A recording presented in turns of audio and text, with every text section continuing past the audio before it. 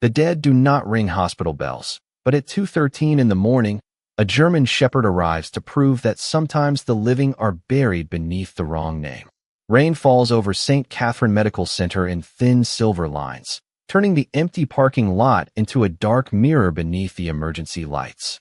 The November wind carries the smell of wet pavement, pine, and cold mountain earth down from the Blue Ridge, pressing loose leaves against the glass doors like frightened hands. Inside, the night shift moves beneath fluorescent lights and the soft electronic rhythm of monitors. Nurses speak in low voices. A janitor guides a mop across the tile. Somewhere behind two closed doors, a family whispers a prayer they no longer know how to finish. Then the bell rings. One sharp metallic note. Megan Brooks looks up from the admissions desk. The sound comes from the assistance button outside the entrance, the one mounted low enough for someone in a wheelchair to reach. Through the rain-streaked glass, she sees no person waiting. Only darkness, the yellow glow of the covered entryway, and a large shadow standing beside the door. The bell rings again. Megan rises slowly. Frank Miller, the overnight security officer, turns from the camera monitors with one hand resting near his radio. The shape outside moves into the light. A German shepherd stands on his hind legs with one muddy paw pressed against the button. His coat is soaked nearly black along his back. Water runs from his pointed ears and gathers beneath his chest. A torn nylon lead trails behind him, dragging across the concrete. There is dried blood on the fur near his shoulder, but he is standing firmly, watching the people behind the glass with amber eyes that are tired, alert, and terribly certain. He presses the bell a third time. Megan has worked emergency nights for 11 years. She has seen frightened children arrive barefoot, old men walk in carrying their own oxygen tanks, and strangers hold pressure on wounds for people whose names they never learned. She has never seen a dog asked to be admitted. Frank unlocks the outer door, but keeps his body between the animal and the lobby. "Easy, buddy," he says. His voice carries the calm tone of a man who once wore a uniform and remembers how fear can sound before it becomes dangerous. The shepherd does not growl. He does not bare his teeth. He steps inside, leaving dark paw prints across the clean tile, then turns immediately toward Megan. His breathing is fast but controlled. He lowers his head, catches something hanging from his torn harness between his teeth, and places it gently into her open palm.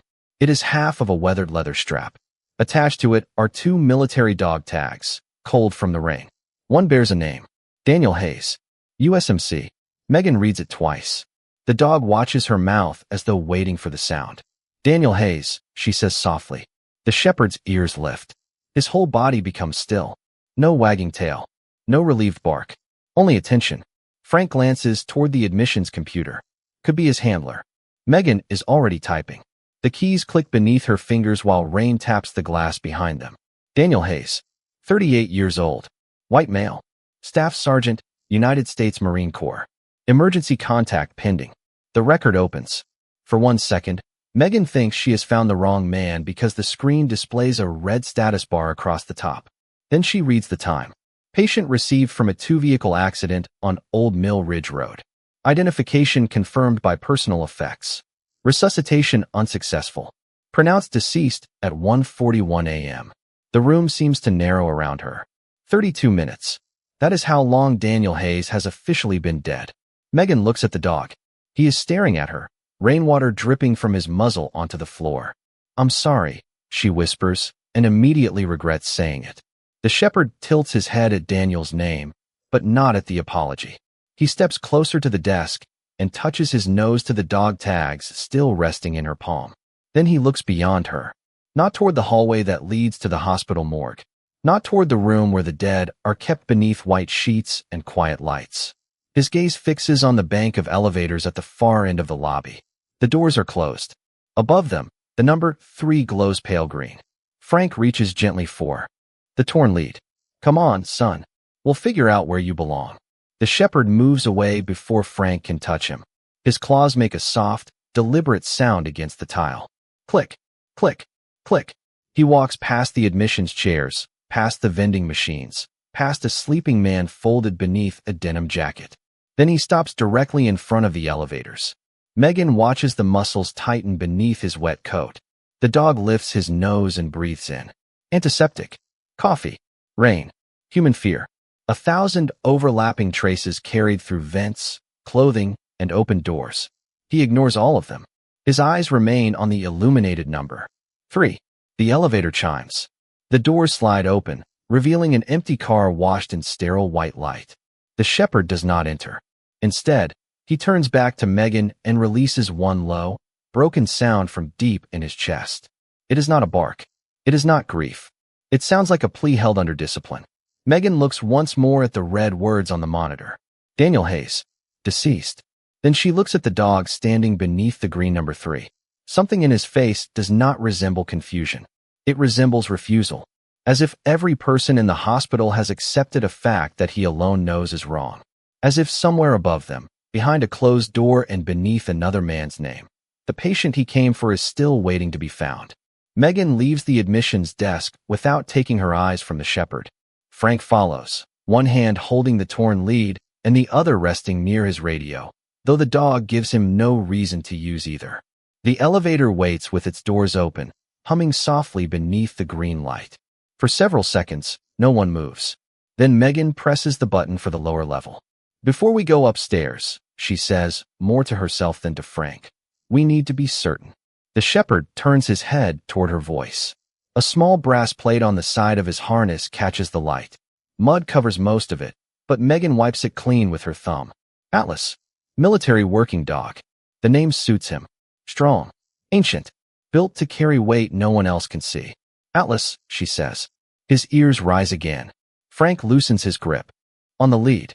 He knows exactly what we are saying. The elevator doors close. The car descends with a quiet mechanical sigh. Atlas stands between them, wet first smelling of rain, pine needles, and the long road that brought him there. He does not shake the water from his coat. He does not pace. He watches the changing numbers above the door as though counting each floor. Megan studies him in the mirrored wall. There is exhaustion in the way his back legs tremble, but his focus does not break. She has seen that same stillness in soldiers waiting outside operating rooms, holding themselves together until someone gives them permission to fall apart. When the elevator opens, the air is colder. The hallway beyond is narrow and nearly silent, painted in soft gray and washed in dim overnight light. A cart of folded linens rests near the wall. At the far end, a closed door bears a simple sign asking visitors to check in with staff. Dr. Aaron Whitmore waits beside it, still wearing blue surgical scrubs beneath a white coat. He is 52, tall and lean, with silver beginning at his temples and the tired eyes of a man who has delivered too many final answers before sunrise. This is the dog, he asks. Megan nods and shows him the tags. He came alone. He rang the assistant's bell. Dr. Whitmore looks at Atlas, then at the record on the tablet in his hand. The identification was made from the wallet and military tags found with the patient. There was no family present. Could the dog confirm him? Megan asks. The doctor hesitates. Medicine prefers measurable things. Numbers. Images. Names entered into boxes. A dog's certainty belongs to another language. Still, he unlocks the door. Keep him under control. Frank does not answer. He simply lets the torn lead hang loose. The room beyond is small and quiet. A single covered figure rests beneath a white sheet. The overhead lights remain low, leaving the corners in shadow. Rain whispers against a narrow window near the ceiling. Atlas stops at the threshold. Until that moment, he has pulled forward at every closed door, every turn, every delay. Now he becomes completely still. His nose lifts. He draws in one long breath, then another. Megan feels Frank shift beside her. Go ahead, boy, he murmurs. Atlas enters. Slowly. Each step is careful, almost ceremonial. His claws tap against the floor, then disappear beneath the hush of the room. He approaches the side of the bed and looks at the covered face. Dr. Whitmore pulls the sheet down only far enough to reveal the man's features. The face is pale and still, marked by the confusion of a difficult night, but peaceful now. Megan looks from the man to the photograph attached to Daniel Hayes's hospital record. The swelling makes certainty difficult, yet the hair color, age, and general build appear close enough. Atlas rises onto his hind legs and places his front paws lightly against the edge of the bed. He leans forward. His nose touches the man's hand. He breathes in once. His amber eyes narrow. He moves to the wrist, the sleeve, the shoulder. Searching, measuring, remembering. Everyone waits for the moment they expect. A whine, a lick, a head laid against the silent chest. The surrender of an animal who has finally found the person he crossed the rein to reach. None of it happens. Atlas drops back to the floor. He takes one step away from the bed, then another. His ears flatten, not with sorrow, but with unease. A low sound gathers in his chest. It is controlled and quiet, more warning than grief. Dr. Whitmore frowns. Animals react differently to death. Atlas looks directly at him. Then the dog raises his right paw and strikes the floor twice. Tap, tap. He waits. No one understands. He does it again. Tap, tap. Frank's expression changes. He crouches beside Atlas, studying the dog's face. That is not panic, he says. That is a trained signal. Megan kneels and holds out the military tags. Atlas sniffs them, then turns his head toward the man on the bed. He refuses to move closer. She compares the name on the tag with the closed face before her, and for the first time the red status bar on the computer feels less like a fact and more like a mistake written in bright letters. Atlas, she whispers, is this Daniel? The dog steps back and strikes the floor twice. Tap, tap. Then he turns away from the body.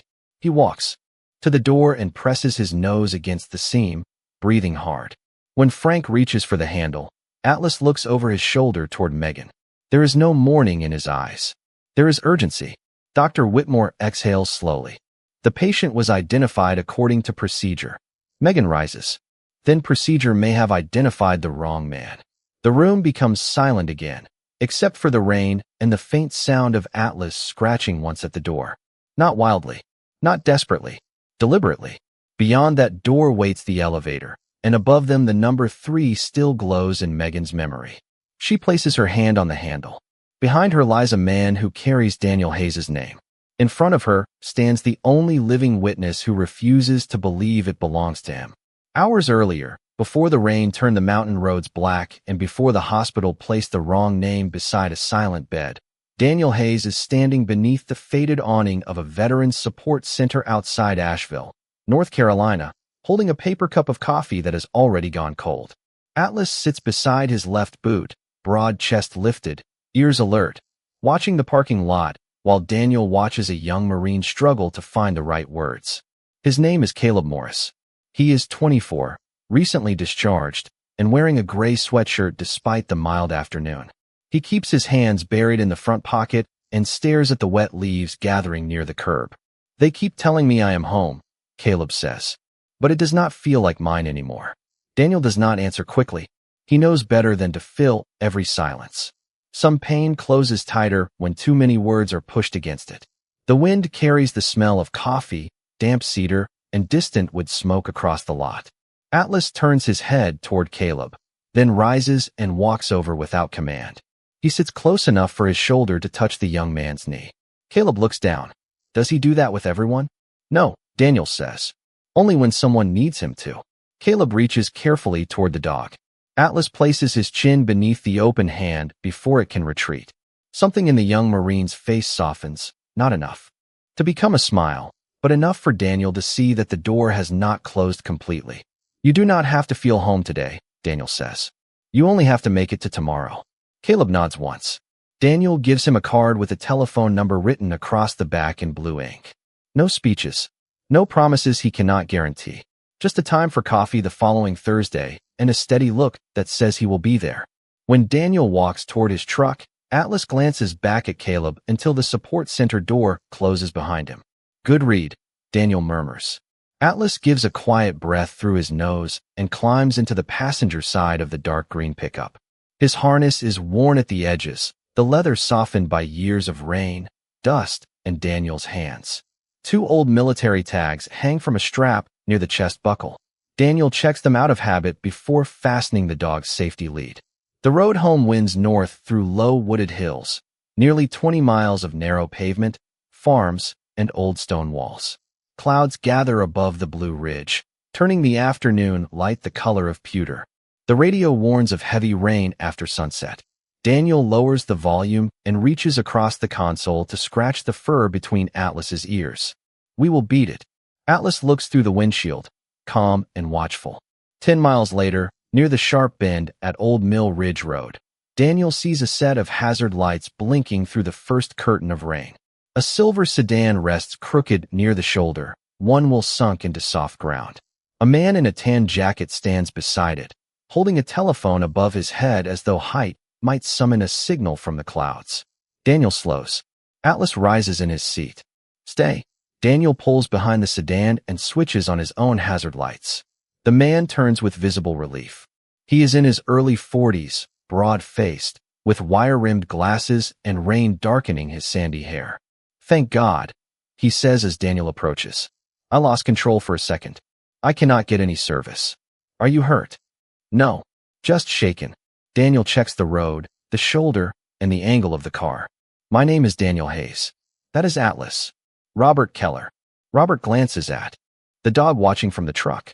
Military. Both of us. Daniel gives Robert his waterproof jacket and begins setting reflective markers along the road. The rain strengthens, tapping against metal and leaves with growing urgency. Atlas remains behind the glass, eyes following every movement. Daniel opens Robert's passenger door to retrieve a small overnight bag. Inside, he finds a bottle of blood pressure medication and a photograph of a smiling woman with 2 children standing beside a lake. He places everything carefully into the bag. Tow truck might take a while, Daniel says. You can wait in my truck where it is warm. Robert hesitates, embarrassed by needing help. Daniel recognizes that look too. It is not charity. It is weather. That earns the smallest laugh. Robert climbs into the back seat. Atlas studies him, sniffs once, then accepts his presence. Daniel returns to the shoulder to move one final marker farther up the bend. That is when headlights appear through the rain, too fast for the curve. Daniel turns. He does not shout.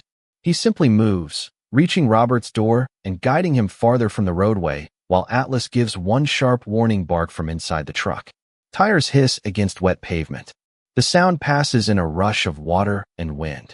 For one suspended second, everything becomes gray rain, cold air, and the instinct to protect the nearest life.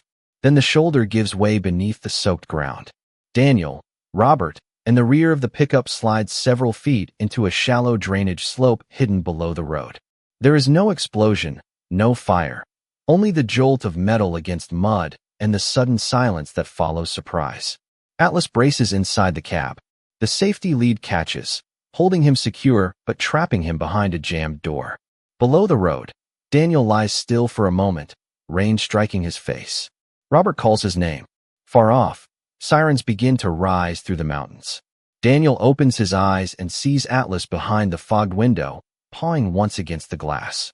He lifts 2 fingers, the signal they have shared for years. Find me. Then the emergency lights arrive, red and white through the rain, and in the confusion of blankets, bags, jackets, and hurried hands, 2 injured men are carried towards separate ambulances while Atlas remains unseen in the darkness, still watching the road where Daniel disappears.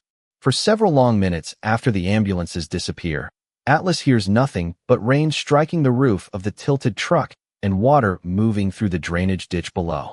The emergency lights fade between the trees. Voices become echoes. Then even the echoes are gone. He remains secured by the safety lead, his body pressed against the passenger seat, his eyes fixed on the empty road above.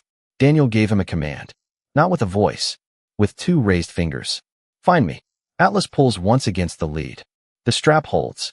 He turns, studies the twisted buckle, and stops wasting strength on the wrong angle. Daniel trained him that way years ago. Panic spends energy. Observation saves it. Atlas lowers his head and bites the fabric close to the metal clip. The nylon tastes of rain, dust, and Daniel's hands. He works at the same place again and again until the worn threads begin to separate. Outside, cold water slides beneath the truck, carrying leaves and small branches down the slope. Inside, Atlas pulls one final time. The strap tears. He lands against the door, braces his paws, and noses at the damaged frame. It does not open. He climbs across the center console and presses against the driver's side. That door shifts half an inch. Cold rain enters through the gap. Atlas pushes again, using his shoulder, then his full weight. The opening widens enough for his head, then his chest. He slips through and drops into the mud. For a moment, he stands beneath the rain, breathing hard. His coat is soaked. One shoulder aches where the harness pulled tight, but his legs hold. Above him, the road is nearly 12 feet away, hidden behind wet grass and loose earth. Atlas begins to climb. His paws slide twice. Each time he lowers his body and starts again. When he reaches the pavement, the storm has already begun washing the scene clean. The reflective markers are gone. Tire tracks blur beneath running water. Yet the air still carries what he needs. Diesel exhaust, antiseptic from the medical, blankets, rubber from the ambulance tires, Daniel's blood, faint beneath rain and mud. Atlas lowers his nose to the road. 2 ambulances left the same place, but only one carried the scent woven through every year of his life. Leather gloves, cedar soap, black coffee, the old wool blanket Daniel keeps behind the truck seat. Atlas follows. The scent leads east, away from the narrow mountain road and toward the lights of Asheville. He moves along the shoulder, staying beyond the white line whenever vehicles pass. Headlights sweep over him, then vanish. The storm presses against his face. Still he continues. Years earlier, on a dry training field beneath a hard Virginia sun, Daniel taught him the difference between searching and wandering. He would hide behind equipment sheds, inside empty vehicles, once even beneath a canvas tarp, while another Marine tried to distract Atlas with food. Each time Atlas found him, Daniel touched 2 fingers to his own chest and said the same words. You do not stop it almost. Later, overseas, the game became something quieter, more serious. Daniel would disappear behind smoke, noise, and unfamiliar men, and Atlas would search until he found the one heartbeat that meant home. Now the mountains give him no command except memory. After nearly 3 miles, Atlas reaches a crossroads where the scent divides. One trail turns south. The other continues east. He circles once, nose close to the pavement. Daniel's dog tags hang from the torn strap beneath his chest, tapping softly against the brass plate on his harness. The tags hold his scent more strongly than the road. Atlas touches them with his nose, then lifts his head toward the east.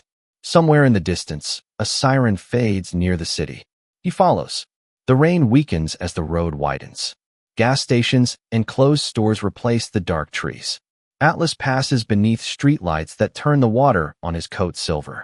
A truck driver sees him near an overpass and slows, but Atlas moves away from the open door. Food does not matter. Warmth does not matter. The command remains. Find me. At the entrance to St. Catherine Medical Center, the ambulance scent becomes tangled with dozens of others. Atlas stops beneath the covered drive. The sliding emergency doors open for a family, releasing warm air filled with disinfectant, coffee, and human fear. Daniel's scent is there. Faint. Divided. One trace goes downward into the colder part of the building. Another rises through the air system, weak but alive, carrying the familiar smell of skin, medicine, and rain-soaked wool. Atlas looks through the glass. People move behind a desk without seeing him. Beside the entrance, mounted low on the brick wall, is a metal assistance button. During training, Daniel taught him that a bell brings a human when a voice cannot. Atlas rises onto his hind legs. His first touch is too soft. Nothing happens. He presses harder. The bell sounds inside. No one comes. Atlas waits, listening to the building breathe. Above the doors, light glows from the 3rd floor. The living scent is stronger there. He presses the bell again, because Daniel also taught him one more thing. When the answer is wrong, ask again. Megan opens the door, and Atlas moves into the hallway before Dr. Whitmore can object. He does not run blindly. He turns toward the elevator with the same certainty he carried through the rain, stopping only once to look back and make sure Megan is following. Frank steps beside her, the torn lead loose in his hand. Dr. Whitmore remains near the silent room for half a second, caught between procedure and doubt, then follows them. The elevator arrives with a soft chime. Atlas enters first. He lifts his nose toward the panel, where the number 3 glows above the open doors. Megan presses the button. As the elevator rises, the dog stands close to the seam, breathing in the thin currents of air that slip through the metal frame. His ears move at every sound from the floors above. A rolling cart, a distant telephone, the faint mechanical pulse of medical equipment. When the doors open on the 3rd floor, Atlas steps into a wide corridor washed in pale blue light. The air smells warmer here. Antiseptic, clean linen, stale coffee, and something underneath it all that only he can separate from the rest. He lowers his head and begins to search. Room 310. He pauses. At the door, breathes once, and continues. Room 312. A nurse carrying a medication tray stops and watches him pass. Room 313. Atlas turns his head toward the bed inside, then moves on. His steps become faster near the end of the hall. Megan feels the weight of the dog tags in her palm as she follows. Behind her, Dr. Whitmore speaks quietly into his telephone, asking the charge nurse to bring the records for every unidentified patient admitted from Old Mill Ridge Road. Atlas stops in front of room 314. The door is closed. A white card in the holder reads John Dead.A, male, approximately 40. Atlas presses his nose to the narrow space beneath the door. His body shudders with one deep breath. Then a sound leaves him, softer than the warning he gave downstairs. It is almost a whine, but there is recognition inside it. He looks at Megan and touches the floor twice with his paw. Tap, tap. Frank closes his eyes for a moment. That is the same signal. Megan reaches for the handle. Dr. Whitmore catches up before she opens it.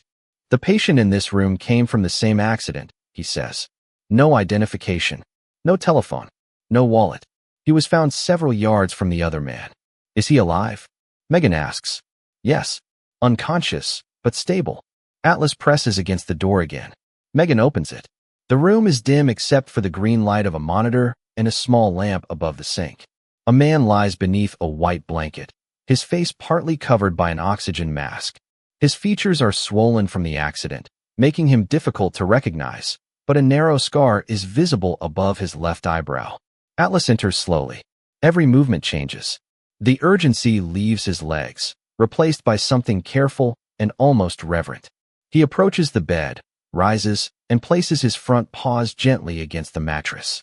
The monitor continues its steady rhythm. Atlas stretches his neck forward and touches his nose to the man's left hand. For 1 second, nothing happens. Then the man's fingers move. Barely. A small curl against the sheet. Atlas closes his eyes.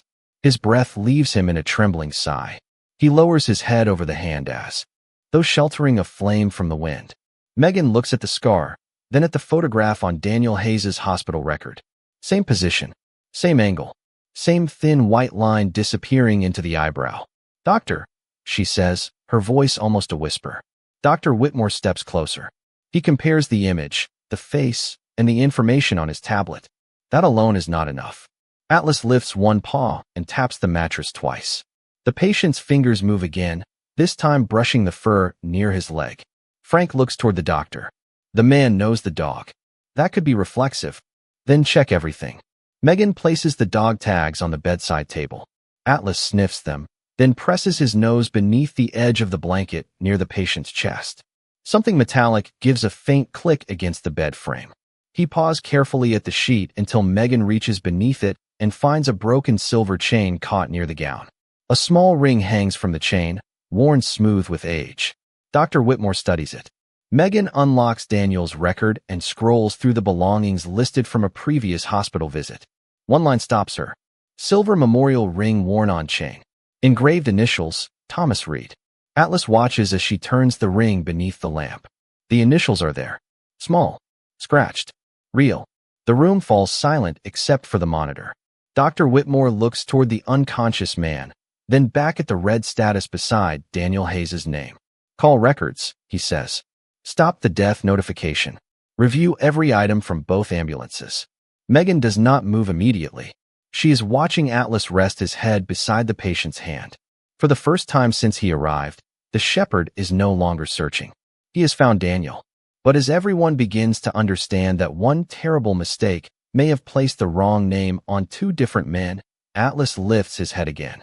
His eyes do not settle on Daniel's face. They move lower, toward the blanket covering his abdomen. A faint tension returns to his body. The search is over. The warning is not. The answer begins in a clear plastic property bag carried into room 314 by a records clerk named Susan Bell. Inside are a wet leather wallet, a folded veteran support card, a set of truck keys, and a photograph of Daniel standing beside Atlas beneath an American flag at Camp Lejeune. Megan looks at the photograph, then at the unconscious man on the bed. The scar above the left eyebrow matches. The shape of the jaw matches. Even the small bend in the right ear, barely visible beneath his hair, matches the image in the military file. Dr. Whitmore says nothing. He takes the bag and checks the identification card inside the wallet. Daniel Hayes. The mistake seems impossible until a second bag arrives. This one contains blood pressure medication prescribed to Robert Keller, wire-rimmed glasses, a telephone with a cracked screen, and an overnight bag marked with Robert's initials. Those belongings were logged with the unidentified patient upstairs. The clerk places both reports side by side on the counter. Daniel's wallet and military tags were found inside the waterproof jacket wrapped around the man who died. Robert's medication and overnight bag were brought in with the man lying before them. The jacket, Megan says quietly. Memory returns to her from the accident notes. One survivor had given his coat to the other before emergency crews arrived. In the rain, with both men unconscious and their belongings gathered from the same stretch of mud, the coat became an identity. The bag became another. 2 lives were assigned by objects that had changed hands only minutes earlier. Dr. Whitmore calls the county dispatch center and requests the full rescue report. His voice remains controlled, but the certainty he carried downstairs is gone. Frank stands near the door with his arms folded, watching Atlas. The shepherd has not moved away from Daniel's side. His head rests beside the man's hand, yet his eyes remain open, fixed on every person who enters. 10 minutes later, the rescue captain answers. He remembers the scene clearly. The man in the waterproof jacket was found closer to the road. The other was farther down the slope beside a dark green pickup. No identification was taken directly from either man. Everything had been wet, scattered, and hurried into separate containers. We believe the jacket belonged to the man wearing it, the captain says through the speaker. Dr. Whitmore closes his eyes for 1 second. It did not. A fingerprint scan provides the final confirmation. The patient in room 314 is Staff Sergeant Daniel Hayes. The man pronounced dead downstairs is Robert Keller. Wrong coat. Wrong bag. Wrong name. Megan removes the red status from Daniel's record, but her hand pauses over the keyboard before she saves the correction. A name can be changed in seconds. A family's grief cannot. Robert's wife has already been called under Daniel's file because the emergency contact search followed the identification found in the jacket. Somewhere in the hospital, another conversation must now begin. Not to take death away, but to return it to the right door. Dr. Whitmore asks Susan to contact the county office and locate Robert's family. No automated message, he says. A person speaks to them. Carefully. Then he turns toward Daniel. The monitor shows a steady heart rate. His blood pressure is low but not alarming. His oxygen level has improved. On paper, he is stable. Atlas does not believe the paper. The dog lifts his head and sniffs along Daniel's chest, then lower toward the blanket covering his abdomen. His ears draw back. He presses his nose against one spot near Daniel's right side and holds it there. Megan watches. Atlas. The shepherd looks at her, then touches the mattress twice with his paw. Tap. Tap. Dr. Whitmore checks Daniel's chart. He had a full trauma assessment when he arrived. The first scan showed no major internal injury. Atlas returns his nose to the same place. A quiet whine escapes him. It is the first sound of fear Megan has heard from him. Not loud, not frantic, just certain. Dr. Whitmore examines Daniel again, pressing gently along the abdomen. Daniel gives no response. The doctor listens, checks the monitor, and studies the latest laboratory results. His numbers have shifted slightly, he says. Nothing dramatic. Megan looks at Atlas. Neither was the name. The words settle in the room.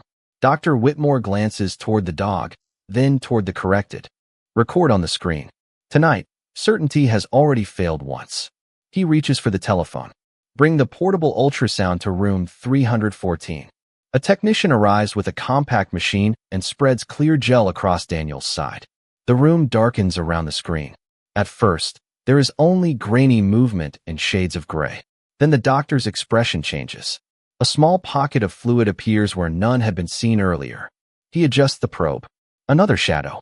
Slow internal bleeding, hidden beneath stable numbers, and an earlier scan that had captured only the beginning. Dr. Whitmore straightens. Call surgery. The quiet room moves all at once. Nurses enter. Equipment rolls across the floor. Megan reaches for Atlas's torn lead as Daniel's bed is prepared for transport. Atlas stands, placing his body between the bed and the door until Megan touches his shoulder. "They see it now," she whispers. "You made them look again." Atlas steps aside, but his eyes never leave Daniel. As the bed rolls into the hallway, Daniel's fingers shift against the sheet. 2 fingers rise less than an inch, weak and almost unnoticed. Atlas sees them. "Find me." The dog follows until the operating room doors close between them, and for the second time that night, he is left outside while the man he crossed the storm to save disappears beyond the light. The operating room doors close at 2:37 in the morning, leaving Atlas beneath a row of white lights with rain still drying in dark lines along his coat. He stands exactly where Daniel disappeared, nose pointed toward the narrow seam between the doors, as though scent alone might pass through steel. Megan remains beside him. Frank brings a folded blanket from the emergency department and lays it across the tile, but Atlas does not step onto it. A bowl of water waits near the wall. He does not drink. The hallway has become his post, and no comfort can persuade him to abandon it. Dr. Whitmore moves between the operating room and the nurse's station, speaking in low tones with the surgical team. The hidden bleeding has placed pressure where the first examination showed only shadow. Daniel arrived with a pulse, a name that did not belong to him, and minutes that were quietly running out. Now those minutes belong to the people behind the doors. Megan lowers herself onto a chair. Her uniform is marked with muddy paw prints. Daniel's military tags rest in her pocket, wrapped in a clean cloth. Each time a cart passes, Atlas lifts his head. Each time footsteps approach, he stands. Each time the person turns down another hallway, he settles again without taking his eyes from the doors. At 3:14, Susan Bell returns carrying a telephone and a face drained of color. Robert Keller's wife has been found. Her name is Emily. She and her children live 40 miles east, near Lake Lure. For more than an hour, they believed Robert was alive under an unknown name while Daniel Hayes had died. Now the truth must be turned around, and grief must begin again in the right family. She asked whether he was alone, Susan says. Megan looks toward the lower floor, where Robert rests beneath a sheet. "Tell her he was not," she answers. "Tell her someone stopped for him. Tell her a Marine stayed with him in the rain." Susan nods and walks away to make the call. Atlas hears Daniel's title and turns his head. Megan kneels beside him. He helped Robert before he helped himself, did he not? Atlas places one wet paw on her shoe, then returns his gaze to the doors. The gesture is small, but it feels like an answer. Time moves differently in hospital hallways. The clocks continue, but the people beneath them seem held between one breath and the next. At 4 o'clock, Frank brings fresh coffee. At 4:20, the rain stops. At 4:46, the first pale edge of morning appears through a window at the end of the corridor. Atlas finally drinks 3 careful mouthfuls of water, then walks back to the operating room before the ripples in the bowl become still. Megan studies the torn harness across his chest. The nylon is frayed where he chewed through the safety lead. Mud is packed between his paws.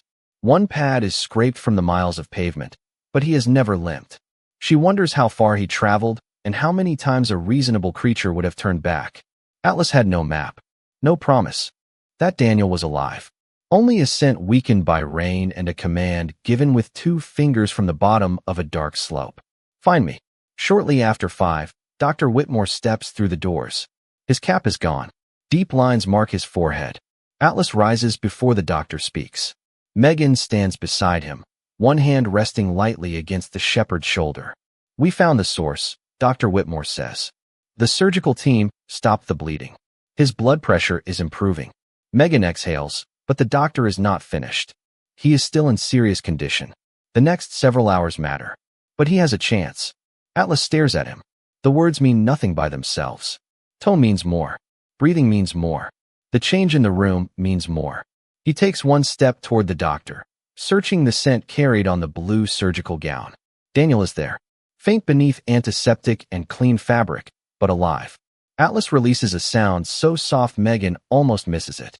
Not a bark, not a cry, a breath that has been held since Old Mill Ridge Road. His back legs fold, and for the first time that night, he lies down on the blanket. Dr. Whitmore watches him settle. "The dog found the wrong identification," he says. Then he found the patient. Then he found what the scan missed. Frank looks through the window where dawn is beginning to turn the wet rooftops silver. Maybe he did not find three things, he says. Maybe he never stopped looking at the same man. Daniel is moved to the intensive care unit just before sunrise. Atlas is allowed to walk beside the bed as far as the glass doors. Daniel remains asleep, his face pale beneath the soft morning light, but the monitor beside him holds a steady rhythm. Atlas presses his nose to Daniel's hand. 2 fingers move against the sheet. Weak, slow, real. The shepherd closes his eyes and rests his head beside them. This time, when the room grows quiet, he does not search the hallway. He does not watch the elevators. He does not listen for another door. He has carried the command as far as it can go. Daniel has been found. Now Atlas waits for him to come home. Daniel wakes 2 days later to the sound of breathing that does not belong to a machine. It is slow, warm, and familiar, rising from the narrow space beside his bed. Morning light filters through the blinds of the intensive care room, laying pale gold across the blanket. His throat is dry. His body feels heavy, as though the mountain rain has followed him indoors and settled inside his bones. He turns his head less than an inch. Atlas is asleep on a folded blanket near the wall, one ear lifted even in rest. A clean bandage wraps the pad of his front paw. His sable coat has been washed, but a faint line remains where the torn harness rubbed against his shoulder. Daniel tries to speak. Only air comes. Atlas opens his eyes. For one suspended second, the dog does not move. Then he rises carefully and approaches the bed, watching Daniel with the same focus he once carried through smoke, storms, and crowded training fields. Daniel lifts 2 fingers above the sheet. The motion is weak, barely visible. Find me. Atlas presses his nose against them. Daniel closes his eyes as the shepherd releases a soft breath across his hand. You did, Daniel whispers. The words scrape his throat, but Atlas understands the tone. His tail strikes the floor once. Then again. Megan stands quietly in the doorway, holding Daniel's military tags in a clean cloth. She has imagined this moment since the dog first crossed the hospital lobby, but the reality is smaller and more powerful than anything she expected. No celebration. No grand speech, just a wounded man, a tired dog, and the quiet recognition that neither one was alone. Dr. Whitmore enters behind her and checks the monitor before speaking. You are at St. Catherine Medical Center. You were brought in after an accident on Old Mill Ridge Road. You had internal bleeding that did not appear clearly at first. Daniel looks toward Atlas. The doctor follows his gaze. He noticed. Megan steps closer and places the dog tags in Daniel's palm. He also corrected your identity. Confusion crosses Daniel's face. Dr. Whitmore explains slowly. The waterproof jacket Daniel gave Robert Keller carried Daniel's wallet and tags. Robert's overnight bag was placed with Daniel during the rescue. Rain, darkness, and hurried hands turned borrowed belongings into mistaken names. For several hours, Daniel Hayes was listed as dead while Robert Keller lay beneath Daniel's record. Daniel listens without interruption. His fingers close around the cold metal tags. Robert, he asks. The room changes. Megan lowers her eyes. He did not survive the accident. Daniel looks toward the window. Outside. The mountains are clear after the storm, blue and distant beneath the winter sun. He remembers Robert standing beside the stranded sedan, embarrassed to accept help. He remembers the photograph of the woman and 2 children by the lake. His face tightens with a grief that no medicine can quiet. His family. They are here, Megan says. His wife asked about the person who stopped. Daniel turns back toward her. Tell her I am sorry. She does not want an apology. Megan pauses. She wants to thank you. Emily Keller arrives that afternoon with her daughter, Grace, and her son, Noah. She is a small woman in a navy coat, holding Robert's wire-rimmed glasses in both hands. Daniel cannot sit upright for long, so she takes the chair beside him. Atlas remains between the bed and the doorway, calm but watchful. Emily looks at the dog first. This is the one who found you. Daniel nods. He has always been better at finishing the job. Emily smiles through tears. Then she tells Daniel that Robert had been driving home from a work conference. He had promised Noah they would repair an old fishing boat together that weekend. He had promised Grace he would attend her school concert. Small promises. Ordinary ones. The kind people make because they believe there will be another morning. Daniel struggles for words. But Emily places Robert's glasses on the table and stops him.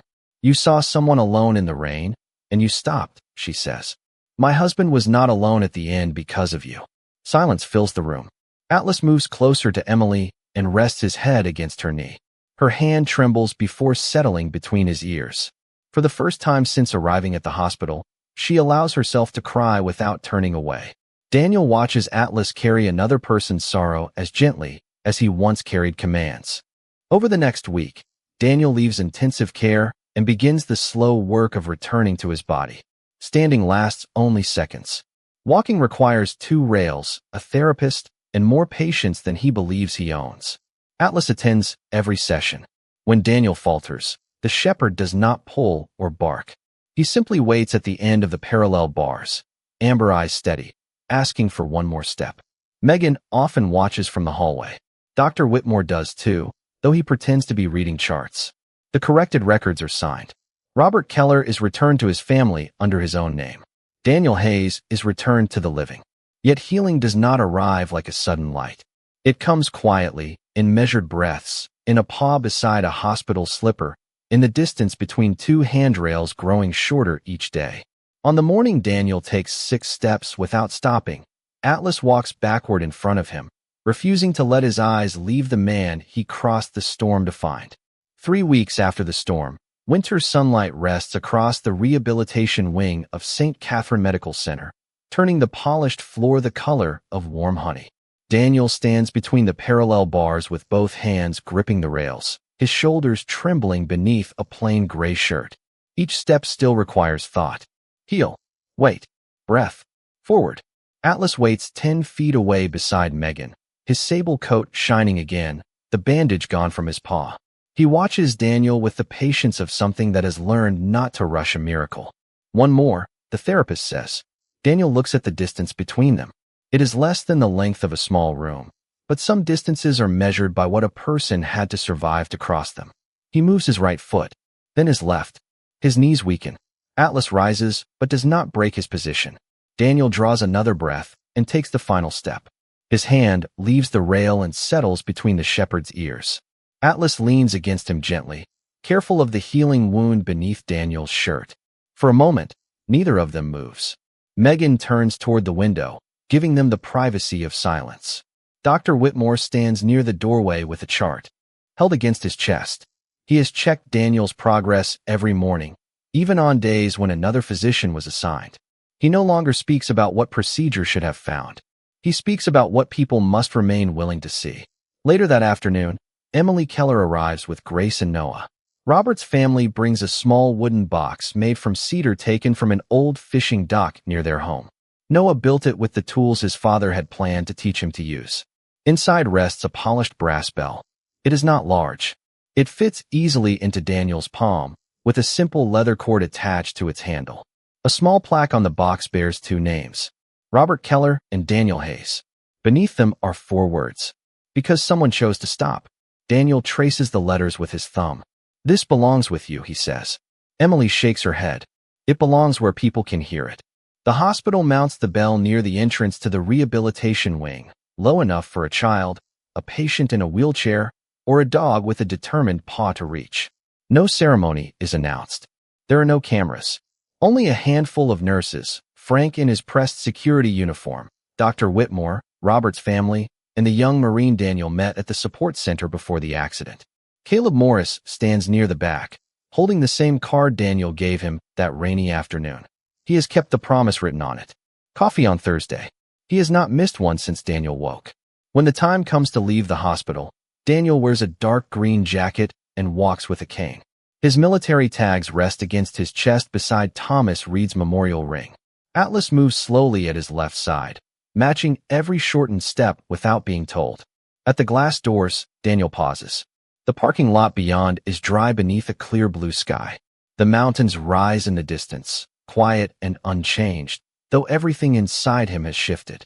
He looks down at Atlas. "Ready?" The shepherd glances toward the brass bell.